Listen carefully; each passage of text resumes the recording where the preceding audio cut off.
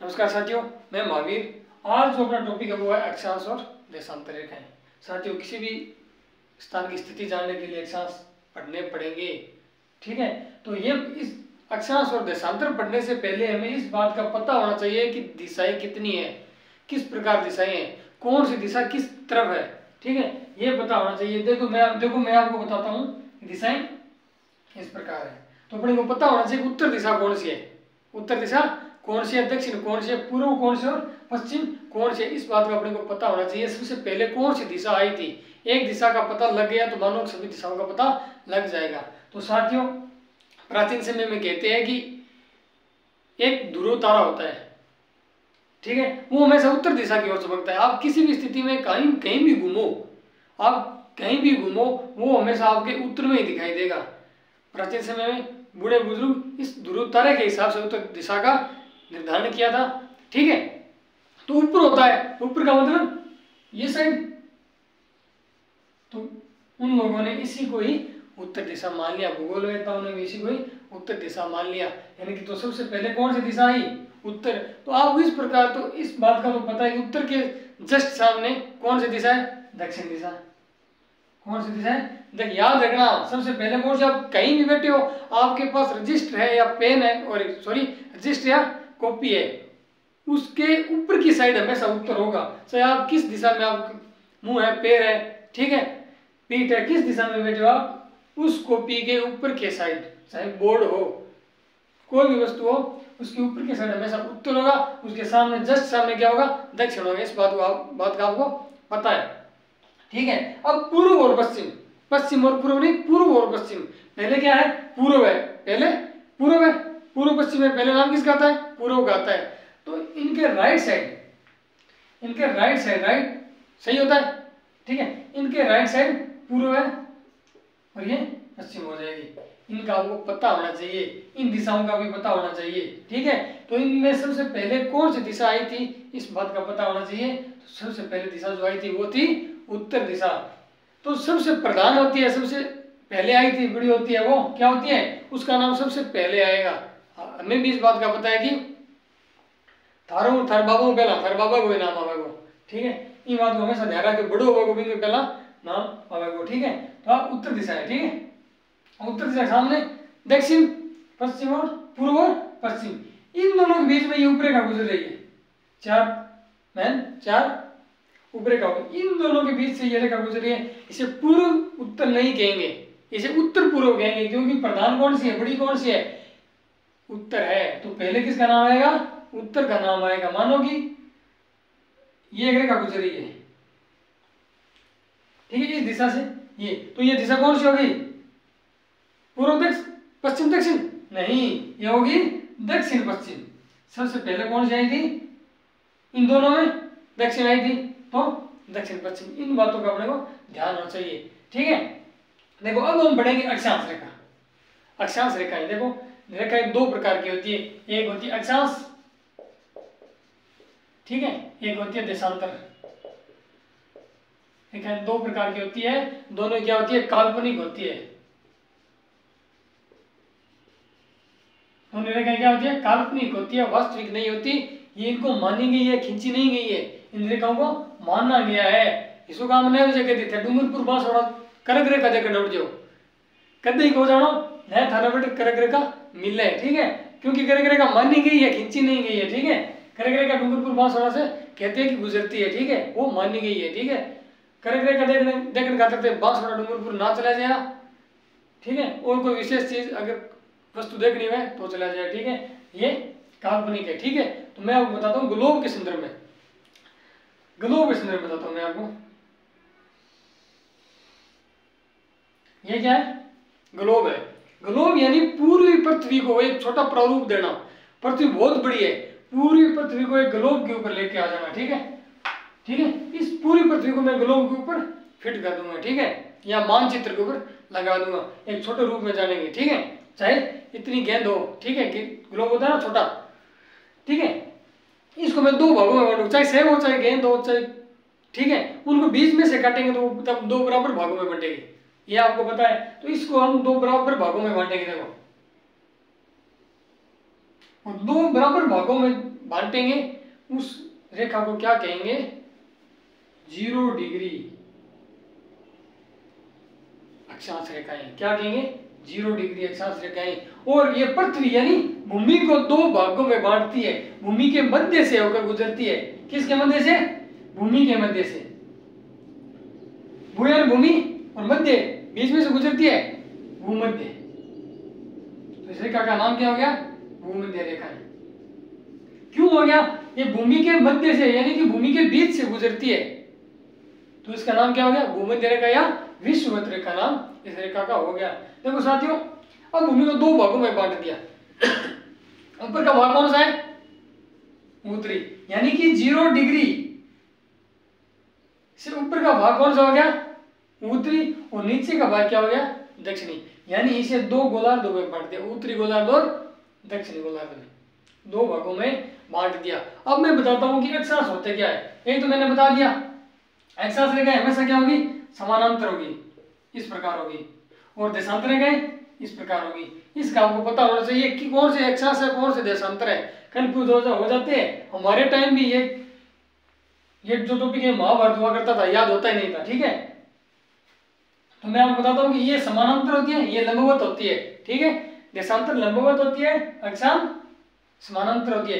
इस प्रकार जो रेखाएं होगी वो कौन सी होगी, अक्षांश रेखाएं, ठीक है। ये अक्षांश है, ठीक है, 0 डिग्री अक्षांश, ठीक है।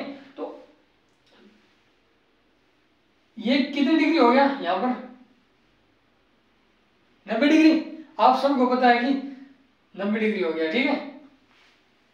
तो 1 डिग्री यानी कि अक्षांश प्रत्येक 1 डिग्री से बढ़ते जाएंगे, यहां तक आते आते कितने हो जाएंगे, 90 डिग्री, और यहां पर आते आते वापस 90 डिग्री, ठीक है। तो मैं आपको बताता हूं कि ये इसका केंद्र बिंदु है, ग्लोब का केंद्र बिंदु है। आप किसी भी,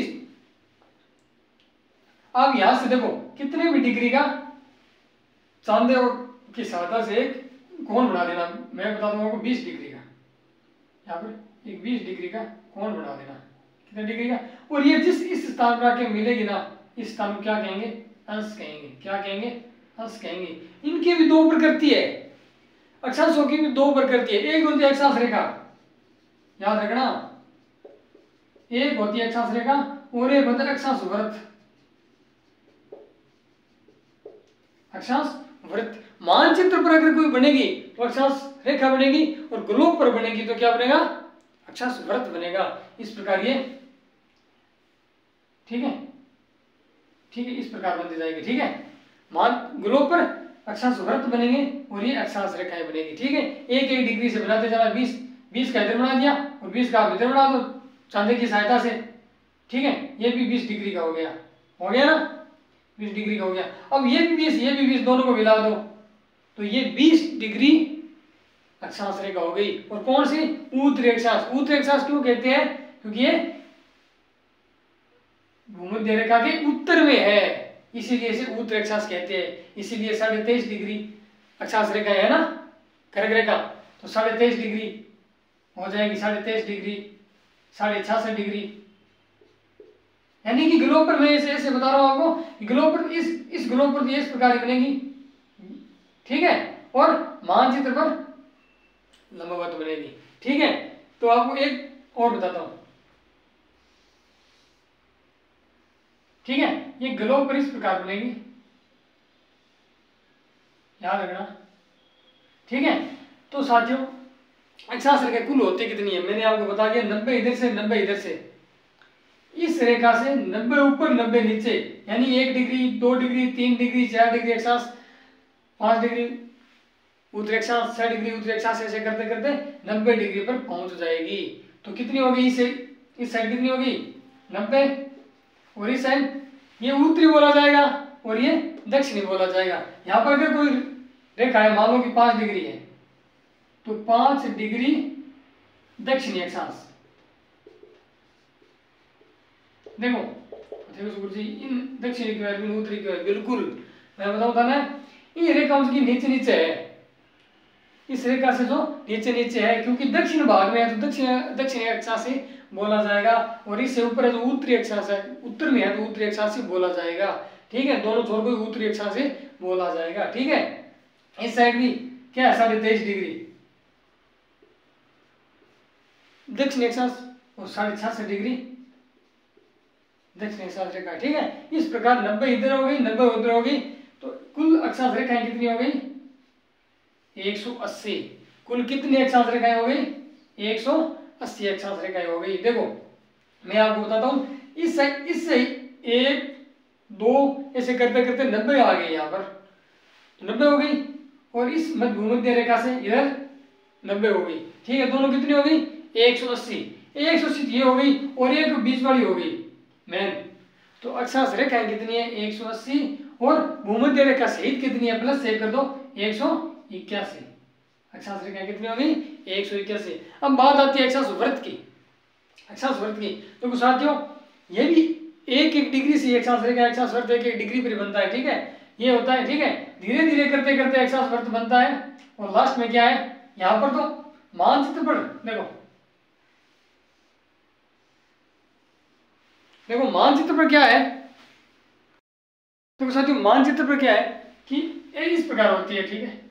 इस प्रकार करते करते लास्ट में जो 90 आती है ना, वो 90 भी पूरी होती है, वो भी साथ में गिनेंगे, ठीक है। मानचित्र पर साथ में गिनेंगे, यानी कि मानचित्र से फोल्ड करेंगे तो 90 भी साथ में आएंगी। तो यहाँ पर क्या है कि धीरे धीरे बनती बनती बनती क्या है कि ऐसे बढ़ती जाएगी, धीरे धीरे छोटी होती जाएगी। आपको पता है सबसे बड़ी कौन सी है? ये। तो ध्रुवों पर चपटी है तो छोटी होती जाएगी, और लास्ट में यहाँ पर रेखा नहीं बनेगी, एक बिंदु बनेगा, अंश बनेगा।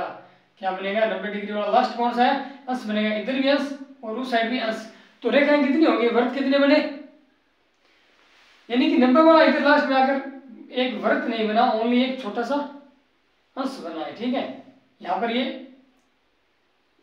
89 है और ये इतना बना है, तो 90 वाला वो एकदम अंश बनेगा छोटा सा, ठीक है। तो एक इधर से काट दो, एक इधर से काट दो, तो कुल वृत्त कितने हुए? कितने हुए? ठीक है। अब आगे देखो, 89 इधर से, 89 इधर से, तो वृत्तों की संख्या कितनी हो गई? तो 181 से 2 निकाल दो, 181 से 2 निकाल दो, तो वृत्तों की संख्या कितनी हो गई? 189। कितनी हो गई? 189। वृत्तों की संख्या कितनी होगी? 189। यानी कि ये सब गिना जाएगा, ये बीच वाले भी गिने जाएगी, यानी ये सब गिने जाएंगे। तो वृत्तों की संख्या कितनी होगी? 189। अब आपको पूछ लिया सबसे बड़ा वर्त तो यही है। गोलोक पर भी देखेंगे ये, मानचित्र पर देखेंगे ये भूमध्य रेखा सबसे बड़ी है, क्योंकि ये ध्रुवों पर चपटी हुई है, बीच में से उभरी हुई है, तो बड़ी यही होगी, ठीक है। ऊपर या नीचे जाते वक्त छोटी होती जाती है, ठीक है।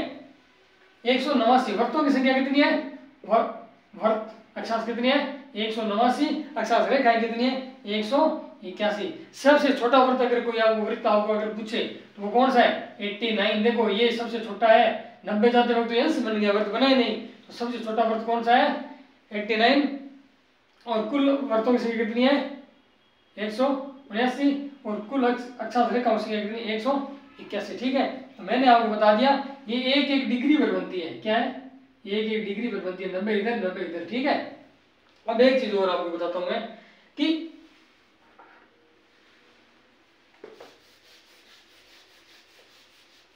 एक चीज और बताता हूं मैं आपको। देखो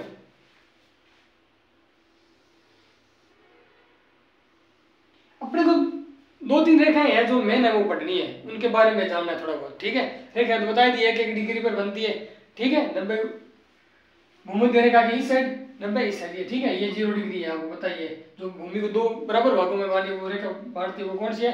रेखाएं 0 डिग्री अक्षांश रेखा, ठीक है। और उसे भूमध्य रेखा कहते हैं और उसे विषुवत रेखा कहते हैं, ठीक है। अब देखो अपने एक तो देखो 23.5 डिग्री, एक 66 डिग्री, इन रेखाओं का पता होना थोड़ा जरूरी है। एक इधर से भी 23.5 डिग्री दक्षिण से, और एक 66 डिग्री इधर से। देखो ये भूमध्य होगी। देखो इनमें इनका भी अलग अलग नाम है, एक कर्क रेखा है, एक वक्र रेखा है, ठीक है। एक उत्तरी वर्त रेखा हो गई, ठीक है। अलग अलग नाम देंगे, ठीक है। इससे तो आपको पता है कि भूमध्य रेखा क्या किया। अब बात आती है कर्क रेखा कौन सी है और मकर रेखा कौन सी है।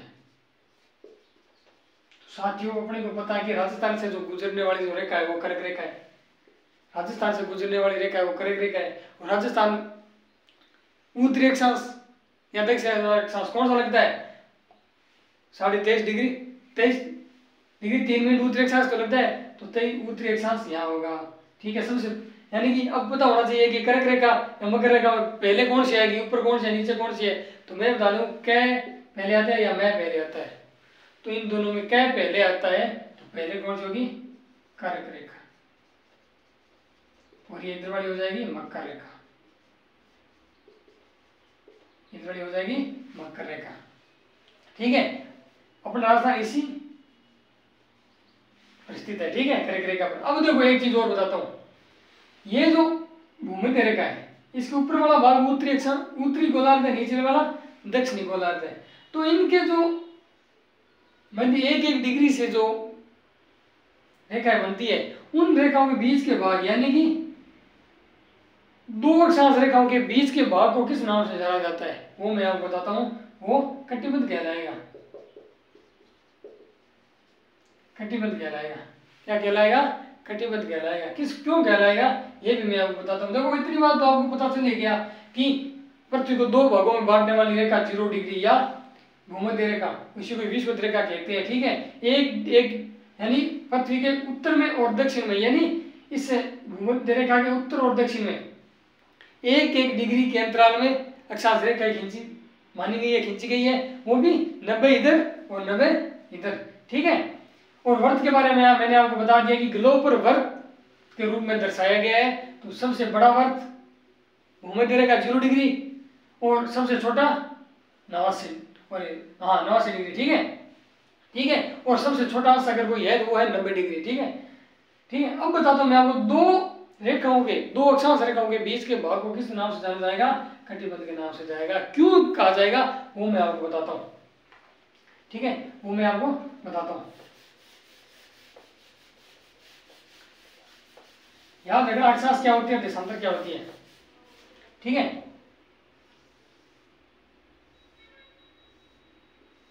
ये है 66.5 डिग्री, ये 23.5 डिग्री और ये 0 डिग्री, ये फिर 23.5 डिग्री दक्षिणी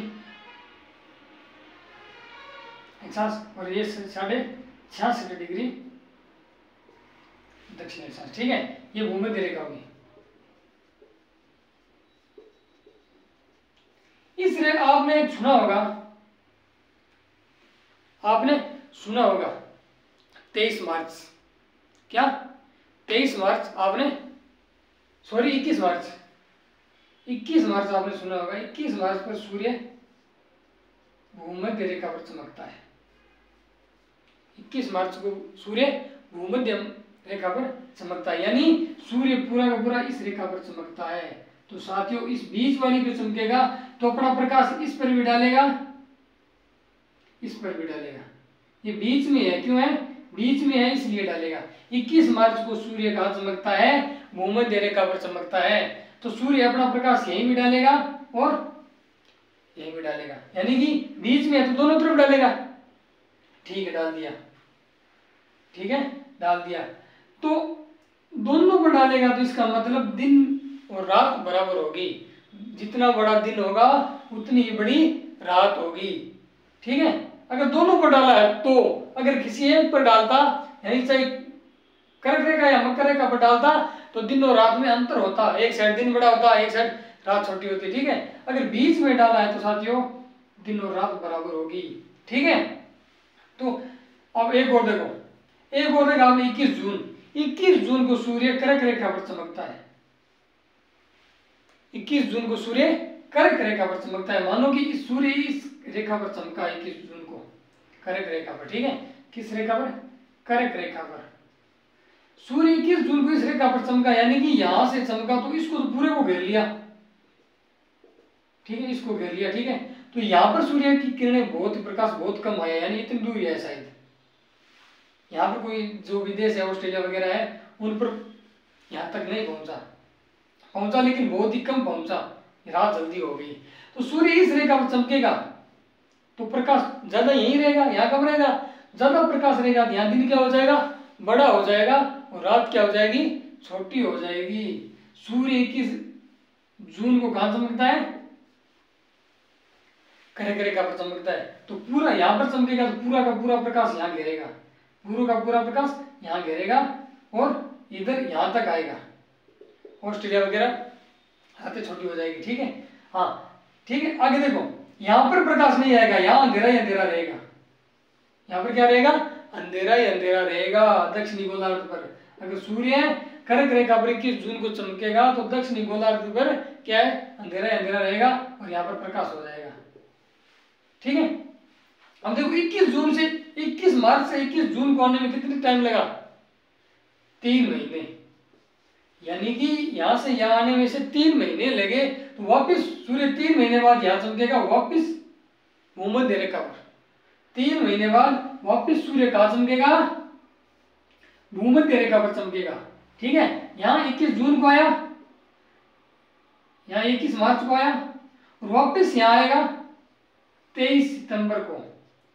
23 सितंबर को सूर्य फिर भूमध्य रेखा पर चमकेगा। तो दिन और रात क्या हो जाएगी? बराबर हो जाएगी, यानी कि वापस इसी जगह आ गया जो 21 मार्च को चमका था।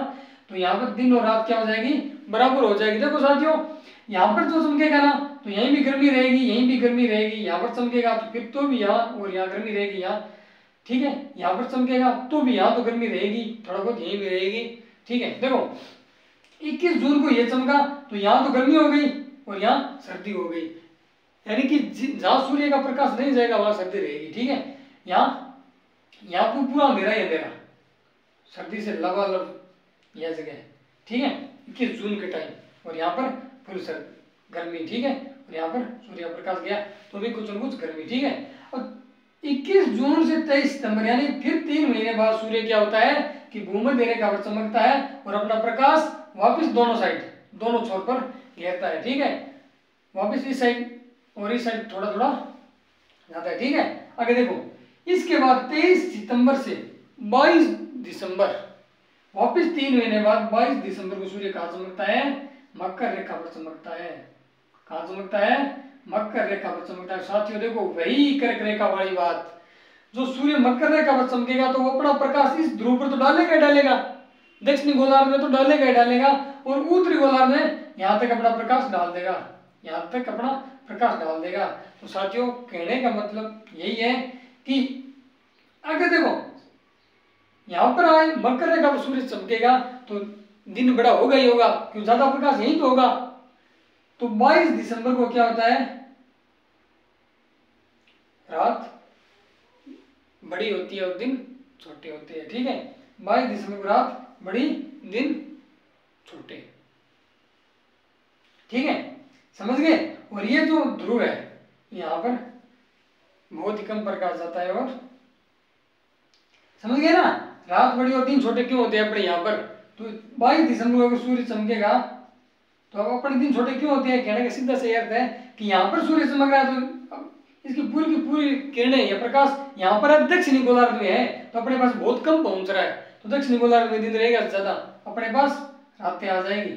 ठीक है, यानी कि दिन छोटे हो जाएंगे। तो वो सेम ही है, 21 दिसंबर को अपने पास चमक रहा था, कर्क रेखा पर चमक रहा था तो दिन बड़े अपने थे, इनकी रातें छोटी थी। अगर 22 दिसंबर को यहाँ चमक रहा है मकर रेखा पर तो अपनी रातें छोटी हो जाएगी और दिन छोटे हो जाएंगे, रातें बड़ी हो जाएगी। ठीक है, जहाँ सूर्य चमकेगा जिस किरण पर वहां दिन क्या है? बड़ा होगा ही होगा, और बीच में अगर चमकेगा भूमध्य रेखा पर तो दिन और रात बराबर होगी। तो ये वो कौन सी रेखा है? वो कौन से 2 दिन है जहाँ दिन और रात बराबर होते हैं? वो कौन से दिन है? कौन सी तिथि है? कौन सी तारीख है? सॉरी, तिथि नहीं तारीख, कौन सी तारीख है जब दिन और रात बराबर होते हैं? तो साथियों वो जो भूमध्य रेखा पर चमकते हैं 21 मार्च और 23 सितंबर को, 21 मार्च और 23 सितंबर को। एक चीज और देखो, एक बहुत ही विशेष चीज मैंने आपको बताया था कि 2 अक्षांशों के बीच के भाग को किस नाम से जाना जाएगा? 2 अक्षांशों के बीच के भाग को कटिबद्ध कहा जाता है। क्या कहा जाता है? कटिबद्ध कहा जाता है। ठीक है, देखो क्यों कहा जाता है? ये होगी 0 डिग्री, ये 23.5 डिग्री और ये 86.5 डिग्री उत्तरी अक्षांश रेखाएं, और इस साइड में हो गई 23.5 डिग्री दक्षिणी अक्षांश रेखाएं और 86.5 डिग्री दक्षिणी अक्षांश रेखाएं। तो मैंने आपको बताया था कि अगर सूर्य भूमध्य रेखा पर चमकेगा तो दोनों साइड अपना प्रकाश देगा और भूमध्य के आसपास का जो भी भाग है उस पर गर्मी रहेगी गर्मी रहेगी। और गर्म क्या कहते हैं? उष्ण का अर्थ क्या होता है? गर्म होता है। तो इस भाग को क्या कहा? उष्ण कहा। क्या कहा? उष्ण। और कटिबंध तो था ही। दो रेखा के बीच के भाग को क्या कहते हैं? दो अक्षांशों के बीच के भाग को अक्षांश कहते हैं। तो उष्ण तो गर्म है इसलिए कहते हैं, और कटिबंध तो कहते हैं। ठीक है। तो इसे क्या कहा? उष्ण कटिबंध कहा। इस भाग को उष्ण कटिबंध, और ये पूरा का पूरा है ना, ये उष्ण कटिबंध कहलाया। देखो ये भाग क्या कहलाया? उष्ण कटिबंध कहलाया। ठीक है। अब आगे देखो, यानी 23.5 डिग्री उत्तरी अक्षांश और 23.5 डिग्री दक्षिण अक्षांश के बीच के भाग को क्या कहते हैं? उष्ण कटिबंध कहते हैं, क्योंकि ये स्थान बहुत गर्म रहता है। यहाँ सूर्य चमकेगा तो भी गर्म है, यहाँ चमकेगा तो भी गर्म है, और बीच में चमकेगा तो भी गर्म है। ठीक है। अब आगे देखो, अब 23.5 से 66 के बीच का जो भाग है, 23.5 डिग्री से 66 डिग्री के बीच का जो भाग है, उस भाग को क्या कहेंगे? तो उस भाग को साथियों देखो, यहाँ सूर्य चमकेगा तो भी गर्मी रहेगी, यहाँ चमकेगा तो भी गर्मी रहेगी, और यहाँ मकर रेखा पर चमकेगा तो भी यहाँ कुछ न कुछ गर्मी रहेगी, लेकिन और सर्दी भी रहेगी। सूर्य इधर आएगा जैसे सर्दी आ जाएगी, इधर आएगा तो गर्मी आ जाएगी। यानी यहाँ पर न तो ज्यादा गर्मी रहती है और न ही ज्यादा सर्दी रहती है। गर्मी को क्या कहते हैं? उष्ण। क्या कहते हैं? गर्म को उष्ण, और सर्दी को शीत। ठीक है। तो इस भाग को क्या कह गया? दोनों को मिला दिया, न ही गर्मी न ही सर्दी, तो क्या गया? शीतोष्ण कटिबंध। ठीक है। शीतोष्ण कटिबंध कहा गया। और इस साइड तो अपने को पता ही है कि 6 महीने रात और 6 महीने दिन रहते हैं। सूर्य इस साइड आ जाता है तो यहाँ पर आते रहते हैं 6 महीने, वापिस 6 महीने लग जाता है सूर्य को इस साइड आने में, तो उसके बाद दिन होता है तो इस साइड रात आ जाती है। तो जहां पर सूर्य नहीं आएगा वहां पर क्या रातें रहेगी, और वहां पर हमेशा क्या रहती है? बर्फ जमी रहती है। वो एस्किमो जनजाति वाला आपने लफड़ा सुना होगा, वो भी यहीं पर ही रहती है। यानी कि ये किस नाम से जाना जाएगा? ये उत्तरी शीत। ये उत्तरी शीत कटिबंध के नाम से। उत्तर में है तो उत्तरी शीत, और दक्षिण में है तो दक्षिणी शीत कटिबंध।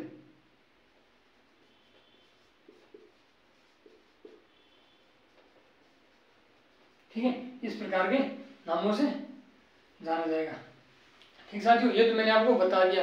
यानी कि अक्षांश, यानी ग्लोब पर उत्तर से दक्षिण की, पूर्व से पश्चिम या पश्चिम से पूर्व की ओर खींची गई बीच, यानी भूमि के बीच की जो रेखा है उसको क्या कहते हैं? भूमध्य रेखा या 0 डिग्री अक्षांश रेखाएं कहते हैं। तो मैंने आपको बता दिया, मानचित्र पर तो ये रेखाएं है, ये 90 डिग्री वाली, ये पूरी की पूरी खींच जाएगी, और ग्लोब पर इसका अंश बनेगा, ये लास्ट में वर्त के रूप में बनती है, और लास्ट में बनता एक छोटा अंश बन जाता है। यानी ग्लोब पर तो वर्त बनती है, और वर्तों की संख्या होती है 189, और मानचित्र पर ये रेखाएं बनती है। ठीक है। रेखाओं की संख्या कितनी होती है? 180। 90 और 90 180 प्लस 1 भूमध्य रेखा 181 वर्तों की संख्या हो गई। ठीक है। 1 डिग्री के अंतराल पर अक्षांश रेखाएं खींची जाती है। ठीक है। और 2 अक्षांश रेखाओं के बीच के भाग को क्या कहते हैं? कटिबंध कहते हैं। ठीक है। कटिबंध कहते हैं। ठीक है। ये मैंने आपको बता दिया। और अपनी कर्क रेखा याद रखना, यही वो कर्क रेखा जो राजस्थान से होकर गुजरती है 23 डिग्री 3 मिनट, वो आपने सुना होगा। हाँ, 23 डिग्री 3 मिनट। और इसे भी हम राजस्थान के टॉपिक में पढ़ेंगे। देखो उस साइड थोड़ा ही बताना ही है, उस 23 डिग्री 3 मिनट किस शहर के शहर के वे शहर वो नहीं बताना, वो तो मैंने आप सबको बता दिया क्या अक्षांश रेखाएं होती है और किस प्रकार होती है, किस प्रकार दिन और रात बढ़ती है, ये भी मैंने आपको बता दिया। ठीक है। ये अपना शायद कंप्लीट हो गया होगा। अगर कुछ कमियां हैं, रह गई हो, भूल गया हूँ या आपको याद आई, आपके अगर ध्यान में है तो कमेंट में डाल देना, और लाइक कमेंट और शेयर कर देना अपना चैनल यूट्यूब चैनल वीजा तक।